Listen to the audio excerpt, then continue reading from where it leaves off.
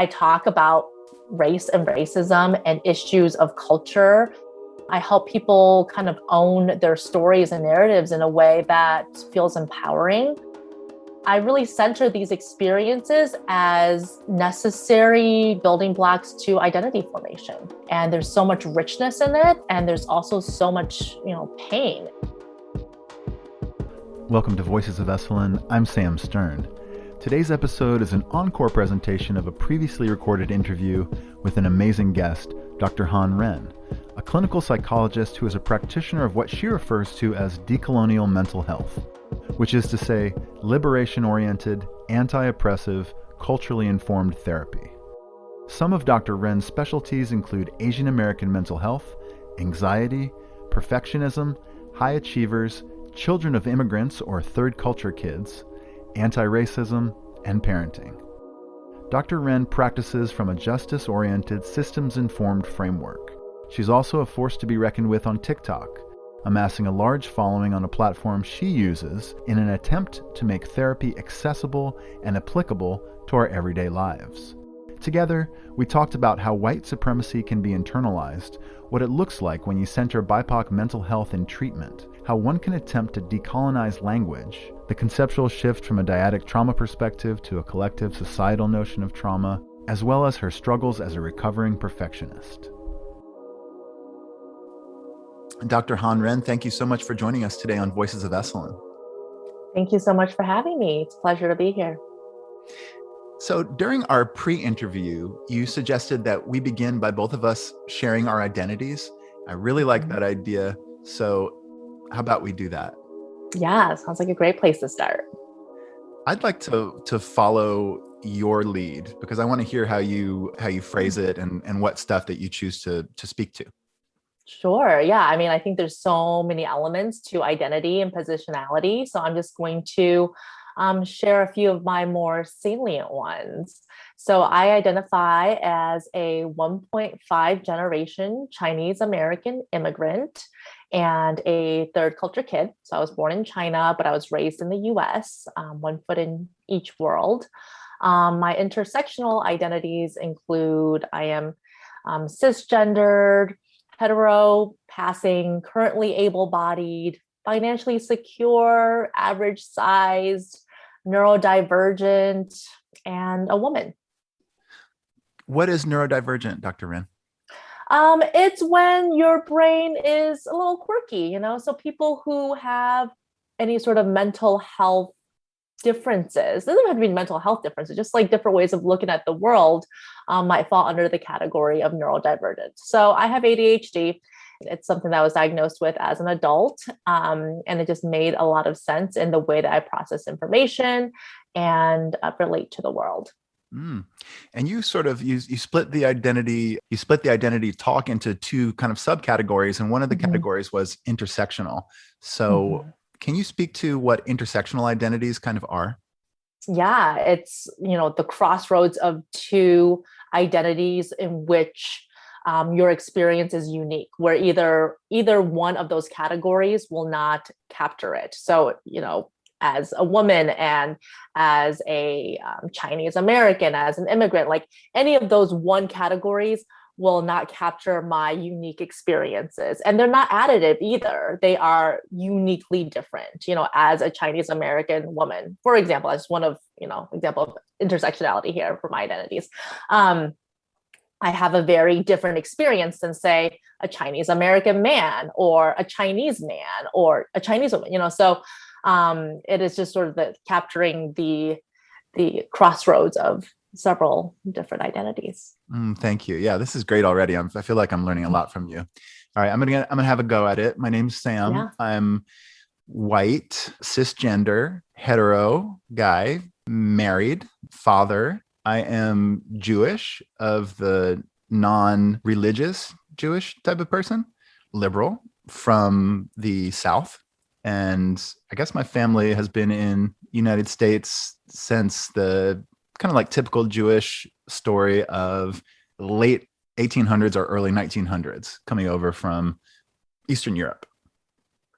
Okay. And I'm able-bodied, trying to remember all the stuff that you brought out. It's so cool to think about all of this, because a lot of it sort of flies under the radar unless you deconstruct it and pull it out. But yes, I'm able-bodied, and I don't even think about that very much.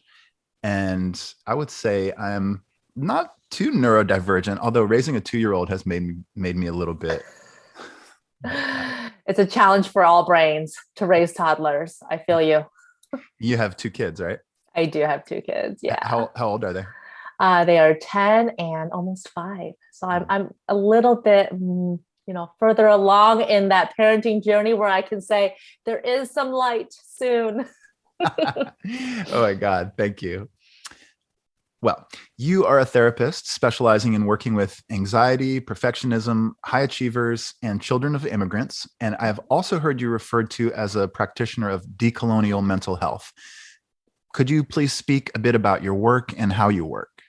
Yeah. So I work from an anti-oppressive and liberation psychology framework. So that means part of my approach to healing includes examining and questioning the systems of power and oppression in which we live.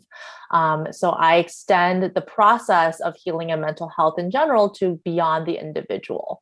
Many times we have these internalized ideals that society places on us, especially for overachievers and children of immigrants. We tend to internalize capitalistic values that, what our worth is in this world is contingent on our productivity or outcomes. And we tend to also internalize some white supremacy cultural values, especially those of perfectionism, sense of urgency, objectivity, superiority based on our intellect. So I help clients better understand where we learned what we know and whether it still serves us to continue to practice and engage with what we learned from family, society, or structural forces. That way we can just have some agencies, have a choice in the values that we want to live by and what we want to bring into our future. Yeah. So does your client base know about your specialties, be they anxiety, perfectionism, high achievers, and kind of choose to work with you because of this? Yes. So I think as clients work with me, they find out more about kind of the liberation psychology, anti-oppressive frameworks. That's not something that is as readily salient, but when it comes to these are my specialties, like anxiety, stress reduction, perfectionism, I kind of build myself as I specialize with overthinking overachievers. And I also am very clear with my clients that I myself identify as a recovering perfectionist.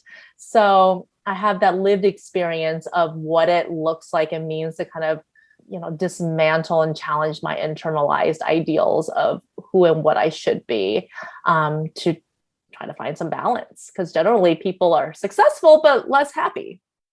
Though I find that really fascinating. I'd love to dig into a little bit of your journey as a self-identifying perfectionist. Mm-hmm. What did it look like when you first discovered that? And what were some of the techniques that you've used to work on it? I think for a lot of perfectionists, certainly not all, but a lot, it's a trauma response. It's a way that we have learned to cope with an environment that may not be very safe, whether it's physically or relationally. For me personally, I grew up with a lot of attachment disruptions where, my parents left me in China with my grandparents. And then I left China and left my grandparents when I was 5 to move to the US with my parents. I didn't have any memory of them. And then they were also going through a really messy divorce at that time. And so all of that has impacted the way that I view myself and the world around me and how to stay safe. And so perfectionism is I just need to do what is expected of me and surpass that. And I can gain approval and love. And also just, as Chinese American child, there's a lot of that tiger parenting ideals of grades are everything, education is so important. And, school and society really also rewards perfectionism in that way. Because I achieved really highly at school and it was easy for me. But I think it was really, gosh, I guess like grad school. I was like, oh, this is harder now. And that was, when I got that ADHD diagnosis, because I was finding that, things that I could get by with in college and even in the workplace just wasn't working when the mental load was that much greater in grad school. Do you have any techniques that you use on sort of like a daily or weekly or monthly basis that enables you, if you find yourself cleaving to the old patterns of perfectionism, that you can get yourself out of it? Yeah. One thing I do is I just start, whatever it is, like I just start, I just do it. I'll figure it out as I go. I don't have to have everything planned before I go. I do this thing when I'm stressed that I've gotten a lot better at, but my husband calls me out on this a lot. He's like, you're hoarding planning. So I tend to hoard planning when I get really stressed. I'm like, okay, well, I can't control all these things. So what are the things I can control for the next 5 years? And I try to like come up with this plan. And when I know that a lot of that is, a trauma response, is when you don't feel like you have control over your environment, you find every little thing that you can control. But generally it doesn't go according to plan, because one little thing shifts and then your whole plan is, off the rails. So when I hoard planning, I'm like, okay, what am I going to do today? What am I going to do this weekend? And I can, generally find some comfort in being able to control, more immediate future rather than the next 5 years. I also really try to make time for play. That's not something that we are taught or is really allowed when we come from this perfectionistic background or like tiger parenting background. But I think play, which is just like enjoyment for the sake of enjoyment and pleasure, it allows your brain to break out of that perfectionistic ideal, where you're creating crafts not because you want to sell it on Etsy, but because it's fun to do. Maybe you never even finish it. Or engaging in things that's not competitive, or not, if it is competitive, not because you want to be number one or you want to win. And that also took some time to unlearn, just to do things for the sake of fun. Well, this kind of brings me to the next question very effortlessly, because you are a therapist who's on TikTok, and I didn't even know that really existed. And I would love to hear you speak a bit about your TikTok practice and whether it in some ways is part of an effort to unlearn perfectionism. Yeah. I mean, TikTok is great because it's only 1 minute. So it's like, I can never do YouTube because I would like agonize over all the editing and like, 15 minutes, you got to start all over. Like, but TikTok, it's like the whole platform is so ephemeral. So it's kind of nice. Like you put something out there, maybe it lands, maybe it doesn't, but if it doesn't, like, so what? And that's kind of how I started off, was just, it was like 6 months into this pandemic. I was seeing these other TikTok therapists and I was like, I could do this. And I talked about it for a long time and people were like, why don't you just do it? And I started doing it. And it was my daughter who actually was like, if you can get 1,000 followers by the end of your first month, I'll buy you a cake. And I was very motivated by that. And I was like, okay, well, let me up my content game. And then I noticed that, people weren't talking about, centering BIPOC mental health and about the issues that psychology as a field is still in the very early stages of reckoning with, especially with race and whiteness. And so I threw it out there. I did it. And so by the end of my first month, I had 20,000 followers. I didn't get my cake though, she got salty, but it's okay. So that's how my TikTok journey started. And I've kind of just sort of taken it from there and have been, having a lot of fun with it. Well, one thing I love about it is that you are able to use this platform in order to introduce elements of mental health that you find interesting and that I think they're very potent, and you've been able to present it in a really approachable, positive way. I don't know if that's a little too loaded way to describe it, but when I was checking out your videos on your page, I was able to absorb them. You have one video where you say, if you're a white therapist and your client has not brought up race, they're still thinking about it. Name the power differential in the room, make the space safe. Don't wait for people to tell us that it's safe. Show us that it is. Listen up, white therapists. This one is for you. Y'all have no idea how often I hear this. Personally, professionally, in my comments. Just because a person of color is not bringing up race does not mean that they are not thinking about it. We are always acutely aware of our race and the makeup of the room. It's part of how we assess for safety. So if you're a white therapist and your client of color hasn't brought up race and you think it's because they're comfortable and not thinking about it, think again.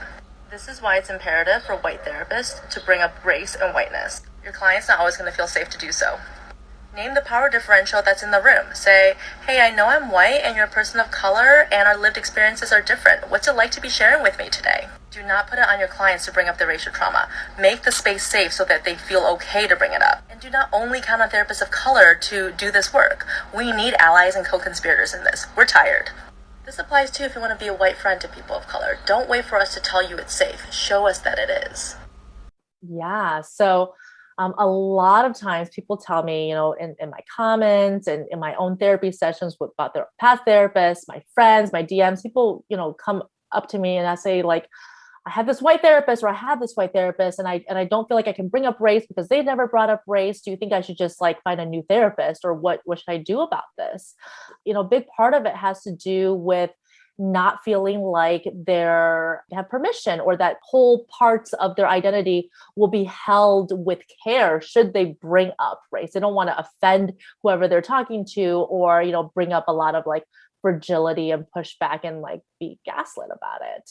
And I also have white people telling me that they want to talk about race with their clients or their friends and show them like, I'm working on this. I'm trying to make it safe or safer, but, I don't want to make them uncomfortable by bringing up race. And I don't know how to bring it up. And so this becomes this elephant in the room, what we resist persists. So when we name the elephant in the room, just by highlighting our identity, it's kind of like, what you and I did, Sam, at the beginning of this recording, we can sort of identify some inherent power differentials that exist in the room and that are associated with our identities and intersectionalities. And that way we can make the room safer and just have a little bit more space to talk about what these elements mean for our lived experiences, the places that our experiences converge and diverge, as well as, our relationships with each other. And it's not like you're coming from an inherent power differential, even though there are structural power differentials that are associated with it. But by naming it, it kind of flattens that hierarchy a little bit because we're just aware of where, our differences land. And certainly continue the conversation beyond that. This is a starting point, not the whole conversation. So you used the term gaslit in your description. What does it look like when a therapist gaslights their client, specifically around issues of race? Almost always because of their own discomfort and good intentions. So I want to highlight this is not done out of malice, but the impact is still very dismissive. So, some examples are, I think everybody is important, and I have worked with clients of all different races and they have all appreciated my guidance and interventions. And, I don't actually really consider race because we're all humans. We're just all one race, the human race. Or to say something like, oh, yes, you are Asian. Actually, my cousin's best friend is Chinese. And, we go and eat at their family's restaurant all the time. So actually, I know a lot about Asian people. Or, the best, the worst, I don't know. I often get with white men especially, they're like, oh, let me tell you about my Chinese wife. And I'm like, I don't care about your Chinese wife. They think like, oh, I got an in, I got some clout. And, those are, well-intentioned ways of making conversation or trying to find commonalities, but then they're gaslighting and they're dismissive because they, collapse and reduce a person's identity to just their race. And they kind of presume that like everyone of that race have the same lived experiences or, similar worldviews. And that can be really harmful, especially in a therapy setting when you want to really uplift and hold and nurture what's unique about each individual client. Yeah. So sort of piggybacking on this answer that you've given, you had another really cool TikTok video where you encouraged mental health professionals to be humble with regards to their own cultural competencies.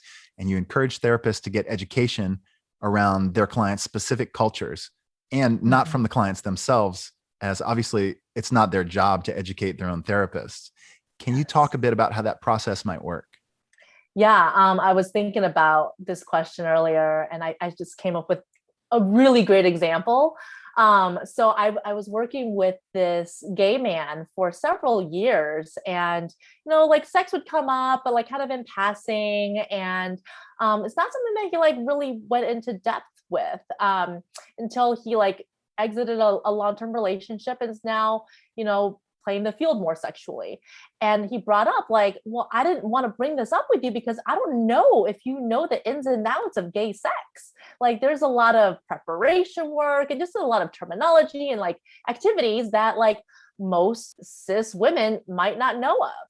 And so I was like, that's a wonderful example of this, because I'm not going to ask him like, well, spell it out for me, like I'm going to go and do my own research. I'm going to talk to my gay friends. I'm going to do some reading. I'm going to find out the ins and outs of gay sex and, queer sex in general, which is not something that a lot of us know much about. And so that's cultural, even though it's not racial. And again, it was on me to do that legwork so I can meet him where he's at and he doesn't have to over explain, whatever it is that he wants to share with me. Yeah, that's really cool. So do you find that you often engage in the process of research kind of inspired by this new relationship that you're building? Oh, yes, all the time. I've gone down some real deep rabbit holes about things that, maybe I wouldn't have explored on my own. This is especially true for like adolescents where their hobbies and their friends and their, pop culture interests are so crucial to how they identify and relate to each other. So for a while there, when I was working in an adolescent inpatient, I listened to a lot of screamo and discovered a lot of different screamo bands so I can talk music with my clients and, discover what it was that really resonated with them about each of those artists. Speaking of adolescents, are your clients ever aware of your presence as a popular TikTok video creator, or is it something that you use as a way to bring up these topics to a general populace?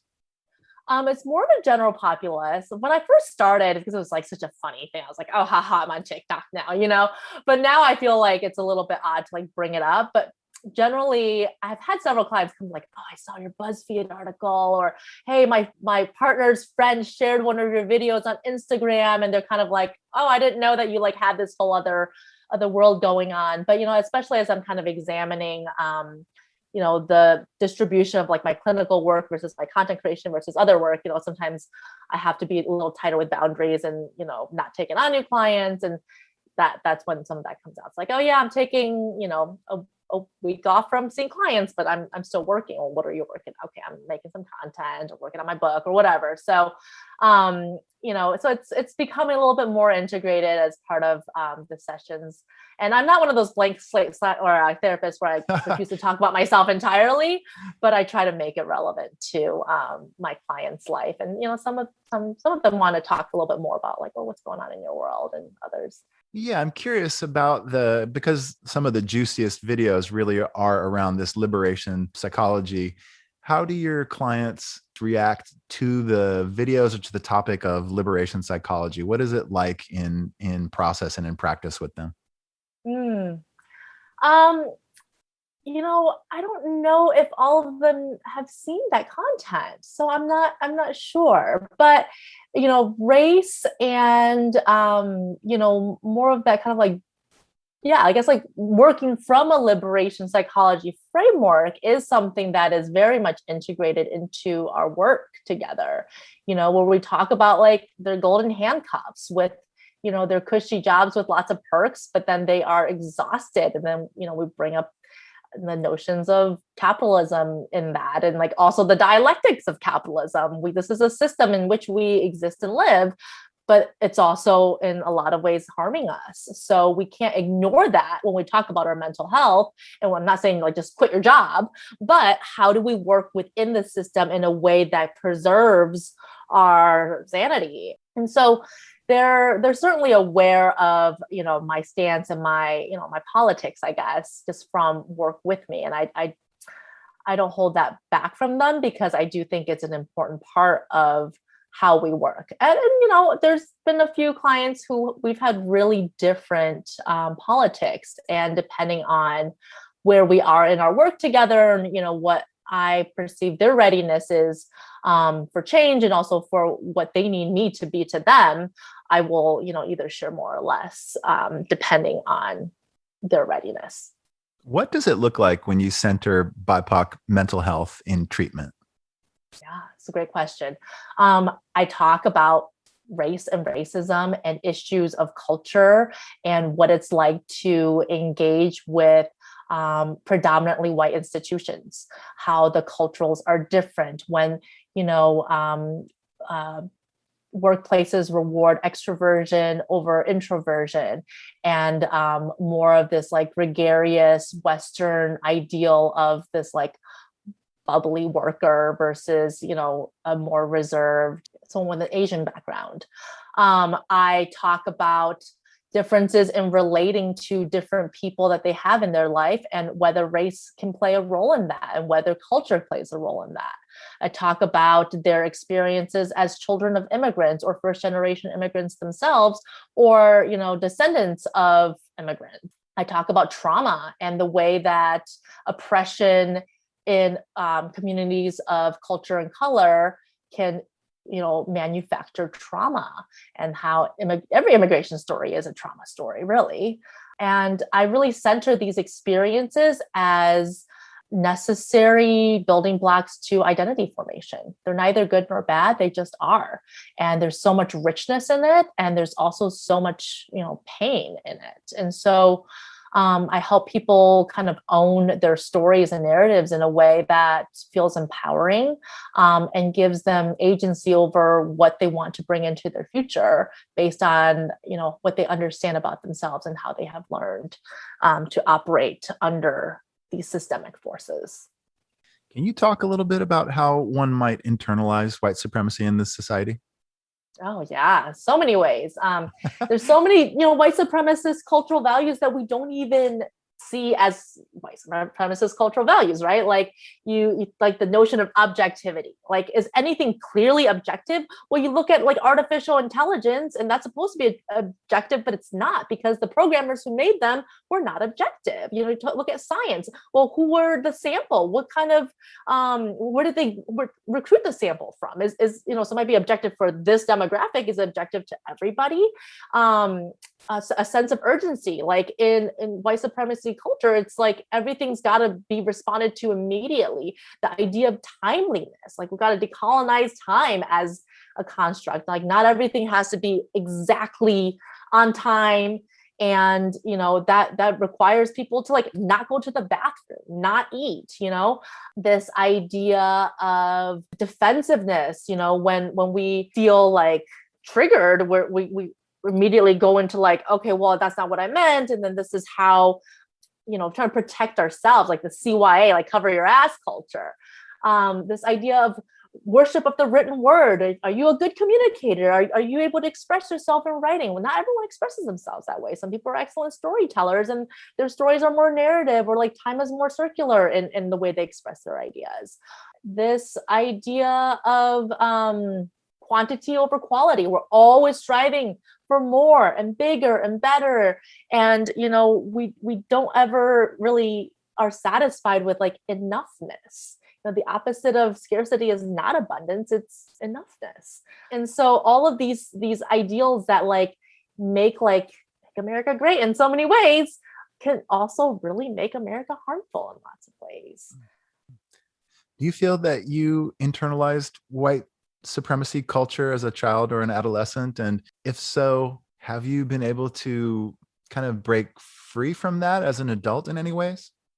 Oh, absolutely. As a Chinese American immigrant, I was like, even though the word America, 美国, means beautiful country. It was just like, oh my gosh, this beacon. And then the fact that I had access and opportunity here, I was like, I got to bust my ass because I chased that American dream. And so, partially it was my parents' trauma of like, we gave up everything to give you this opportunity. You have to reach these goals, but also like, I didn't want to disappoint them. But then, I had also really internalized, this is what a good and happy life looks like. This is what success looks like. I got to get these degrees. I got to get married. I got to have kids, like all of these internalized ideals that like, in my 20s, I remember I had this like index card that I posted on my mirror, and it was like my daily like motto and affirmation. And it just said, always moving forward.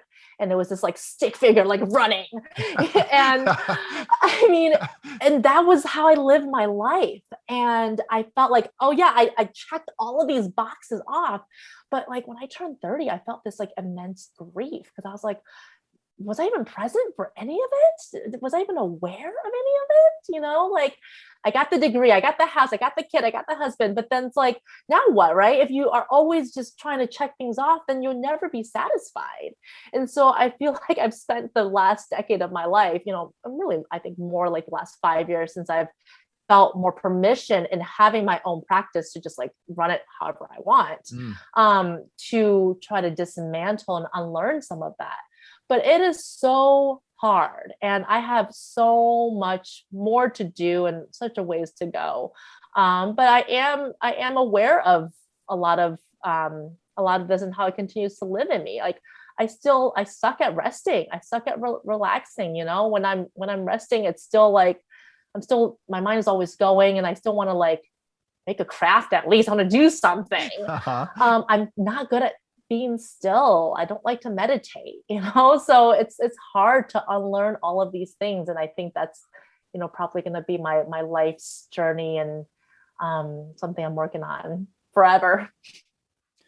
What would you say is your most controversial video that you've posted on there? And what have some of the interactions with audience members been like? Oh gosh, there's several that are really controversial.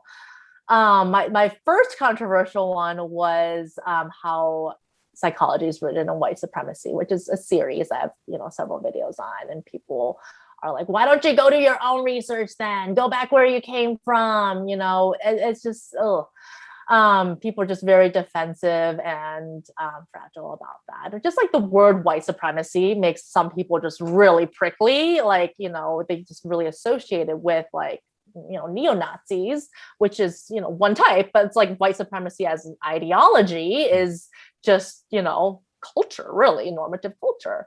Another really controversial one was on spanking. That was really surprising to me.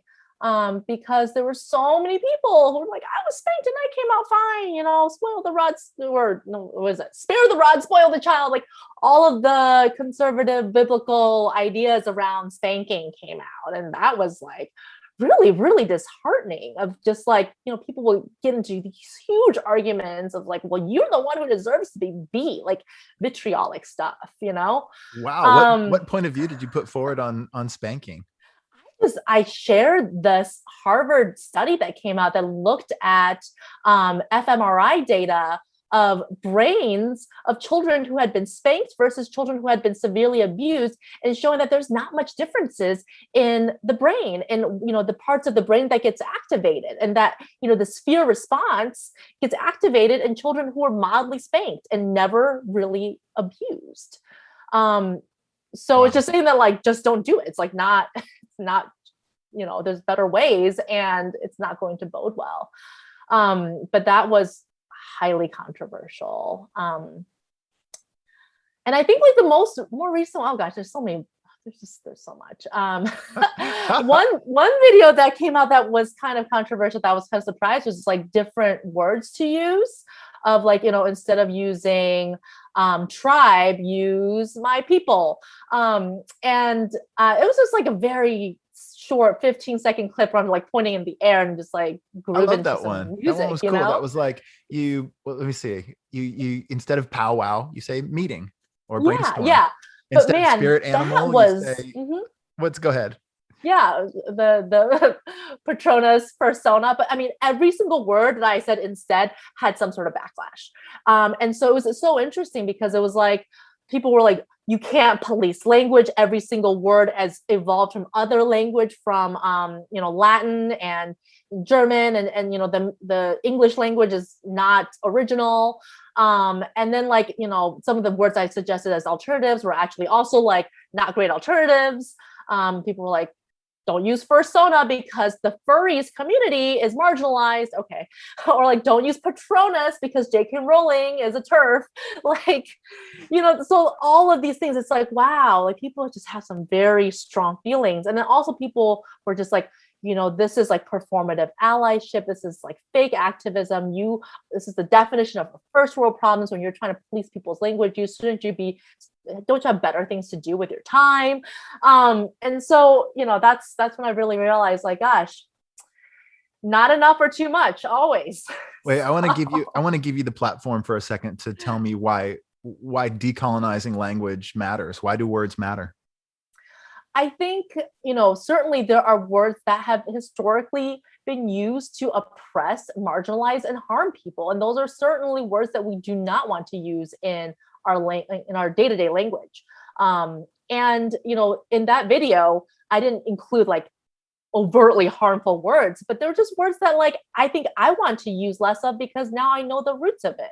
For example, like mantra is a specific set of Hindu prayers, and so I don't want to say like, oh, my morning mantra. Like I can say my morning motto or my morning affirmation because that's really what I mean. Or spirit animal is like very sacred to a lot of indigenous tribes, so I'm not going to say that when I really mean like the animal that I resonate with is a meerkat or whatever, or the animal that I like. So it's really just paying homage and respect to some groups' value and sacredness that they place in their language. But certainly not everyone is going to identify the same type of meaning, and nobody is a monolith. So no group is a monolith. Yeah, I find this really interesting. And I think part of the reason why can be very hurtful for groups is that they might feel that you've stolen so much from our culture already. So the added aggression of stealing a word or appropriating this word sort of like brings us back to that originary trauma of perhaps being enslaved or, many things. To me, it makes sense. I mean, I love language and words and the play that goes on there. And so, if pleasure can come from words, I know that pain can come from words too. And it kind of brings us back to this white supremacy culture that we live in, although we have so many diverse peoples within this one culture. We can't pretend that we're all in this sort of like homogenous kind of plane. It's not like that. Yeah. Same storm, different boats. Say that again. We're on the same storm, but we're in different boats. Like some people are in like cruise ships, like just sipping their pina coladas, and some people are like on little rafts just trying to like row for their lives. So one thing that's come up over the course of our discussion several times is this notion of trauma. Mm-hmm. Can you speak a bit about how you might approach trauma in your work and this kind of shift from the more accepted notion of dyadic trauma perspective to a collective societal concept of trauma? Yeah, I think this is such an important shift to talk about, especially in the field of psychotherapy, because so much of, trauma work is focused on like this dyadic notion of trauma, like this big thing happened to you, even just like trauma from like big T, like singular event trauma, to more complex trauma, which is trauma with a little t, ongoing, persistent, lower degrees of trauma, and it's kind of shifting this notion of like trauma is this like major thing that happened to you, or like who you were with or not with when trauma happens, which is also part of it, but also like who is your community and what did they go through, and how did they thrive and find healing and wisdom and peace in the face of adversity and hardship. And then that also speaks to this idea of generational trauma and then generational healing and wisdom. And so it just really zooms out from this lens of trauma, of what we conceptualize as trauma. In some ways it's like, it's normalizing and like affirming to like, oh, you know what, it's all trauma, right? But in other ways it's like, oh shit, it's all trauma. But it paints this picture of like, we have all gone through a lot of really hard things in our lives, and it normalizes trauma as part of human development and growth. And so it's not like we can't overcome or heal or grow from these things, but also we can't just pretend they didn't happen or like lump them into this like, what happened in the past is in the past perspective, if we really want to be able to learn and grow and thrive from what we have lived through. So let's say that you have a client who is affected by this collective societal trauma. What's a way that you can help them? Oh gosh, that's such a big question. I think we're all affected by this collective societal trauma, especially this past year. I mean, this pandemic was such a collective trauma. I think, first normalizing like how trauma lives in the body, how trauma shows up in relationships, what are the evolutionary basis and biology of trauma, giving some psycho right around like polyvagal theory, for example, of like, this is what's going on in your nervous system when you get activated, at the initial trauma and then with the triggers. Giving people language to describe their experiences is so empowering, especially when we're talking about these collective forces that are going on, and also like complex trauma. Like maybe you didn't go through like a singular event, but your whole childhood was, low level emotional neglect, for example. That's such an empowering place to start. And then from there, getting to know one's own specific triggers and reactions a bit better. How does your body get activated under what circumstances? And how do you know that's going to happen? And what can you do to soothe yourself, either by yourself or, in better case, with dyadically or in community in relationship to others? Because what's harmed in communities have to be healed in communities. So when we're talking about collective trauma like this, we have to talk about how do we heal a collective group of people by amplifying and promoting, connections and art and culture and food and dance and like all the things that like, nourish our souls, by seeking safety in each other. You're a parent to two young kids, as you described before. How does the work that you do in decolonizing mental health influence the way that you want to speak to your kids and ultimately raise them? Yeah, I mean, it colors everything that I do. It's funny, like when when my kids want to kind of roast me, that it's like, oh, there's a new movie. Do you think mommy wants to see it? I don't know. Is it on racism? Nah, no, she probably doesn't want to see it. So they kind of like, they know that this is a big part of, my work and what I'm passionate about. But also like they embody it in ways that like surprise me and like, make me so proud. Like one, my daughter, when she was in, I think like first or second grade, they were watching a Pearl Harbor video, and someone was like, why did your people have to do that? And she's like, stood up for herself. She's like, first of all, they are Japanese and I am Chinese, so that's not my people. Second of all, even if I was Japanese, what they did has nothing to do with who I am now. I mean, she like, there was a comeback, and she feels empowered to do that because we are talking about these issues all the time. And we are talking about how we relate to the media that we consume. Just like any 10-year-old, she watches a lot of YouTube, but then we talk about like, what does that mean? And what is that a stereotype? And where did you get this idea about, certain size bodies and whatever else? Like we spent a lot of time deconstructing that. And it's also really made me aware of like how I talk about my own biases and how I am, hold those in awareness, especially around, if I'm like frustrated at something, right? And when we're frustrated, all our implicit biases come out and we make generalizations about whatever it is that we're frustrated at.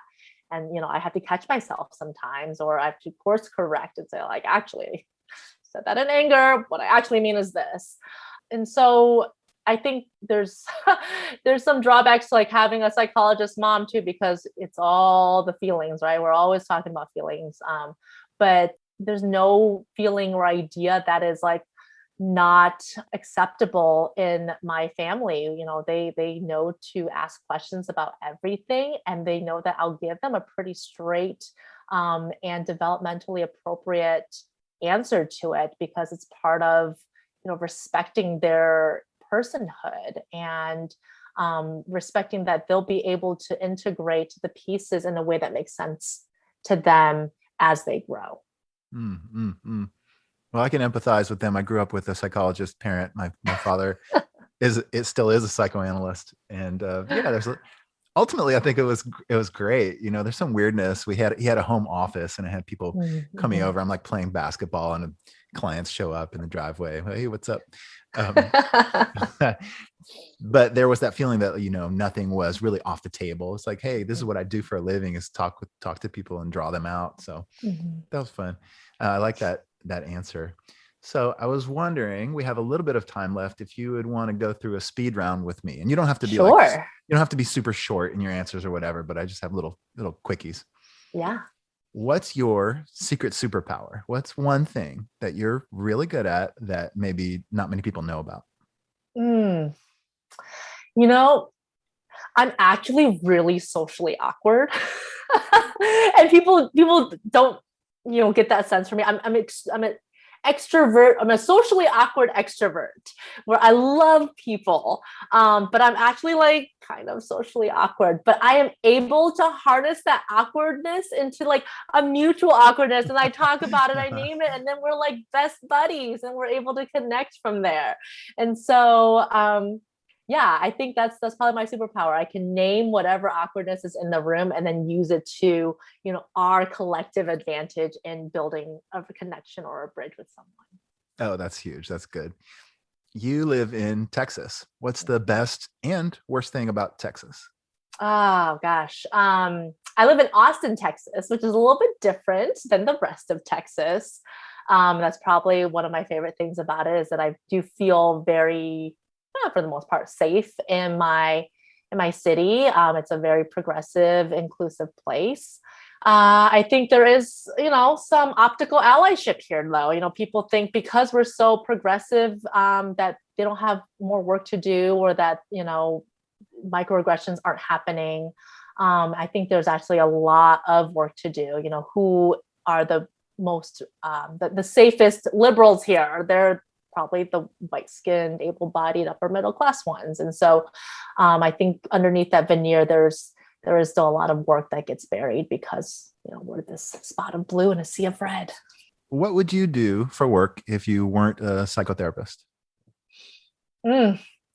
I always thought that I'd be really good at marketing, or like a pharmaceutical sales rep. Like I want to like wear like cute outfits and like, use my like woo skills, like winning over others, and have a quick little spiel and then like get out of there. I think you could do that well. What is one self-care tactic that you use in order to prevent burnout? Exercise is really important. I have to be getting my heart rate up at least 3 to 5 times a week. And I protect that time. I do it at night after I put my son to bed. And that's just such a essential part of my wellness routine, is, getting my body moving, where it's like a moving meditation for me, because I'm not so good at the sitting meditation. How do you know when your clients are done and they don't need psychotherapy anymore? We talk about it, because everyone's relationship to therapy is different. Some people are like, yeah, things are good, but I want to have you, in my resources in case things aren't good, because they're not always going to be good. And so then we maybe scale back to like biweekly or monthly, or just do like check-ins. And then, when things get rough in the future, then they have someone they have this pre-established relationship with. I kind of think of it as like, what's like a chiropractor, right? Like you don't always have a backache, but you want to make sure someone knows your body, that you have someone on call if you do have a backache. But then there's also some people who just come in and they do a piece of work, and then they have some symptom reduction and some relief, and then they're good. And they say, okay, I don't need you anymore. So I like to think of it as, even for the people who are more long-term, I like to remind my clients, like, you can take me with you. Like when you're in these difficult situations, like what would Han say? And, kind of like think through some of those scenarios. So like they kind of get to internalize this like secure attachment and healthy relationship with them, and use it as like a model and template for other relationships they form in their life, whether it's with a different therapist or they move to a different place, or even in the relationships with future partners or friends. Like you want to feel heard and safe and good in your relationships, and if I can set a model for that, then that's how I know I'm doing my job. Dr. Han Ren, it's been such a pleasure to chat with you today, learn from you. I so appreciate the way that you are showing up in the world. Would you please let our listeners know how to find you on social and in the world? Yeah, you can find me on TikTok and Instagram as Dr. Han Ren. My website is drhanren.com, currently under construction, but soon to go live. And you can always email me too, and that's on my pages. Thank you so much. Thank you so much for having me. This was a blast. Thank you for listening to Voices of Esalen. Today's episode was produced in conjunction with Shira Levine. Our music is by Nico Holloman. If you're enjoying the show, please support us by sharing on social media or by going to your favorite podcast player and leaving a review. It really does help. Until next time, be well.